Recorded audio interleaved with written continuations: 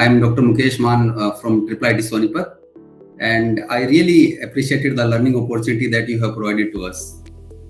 In fact, I found Professor A.B. Gupta's talk on the outcome-based education very super helpful for us. And then we have the Professor Sunil Dutt's session on making this lesson plan and setting the exam question was really, really great. And in fact, the special thanks to you, ma'am, for giving us the practical tips on using these ICT tools for teaching.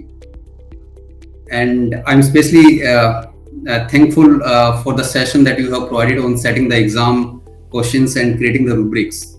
And these are the things I would say that I will definitely use the right away in my teachings.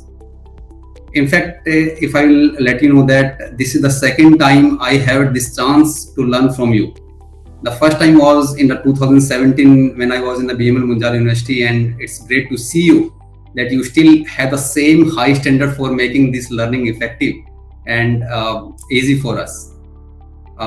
Thank you once again for this wonderful workshop, and really I look forward to make these ICT tools in my teaching learning process. Thank you, ma'am.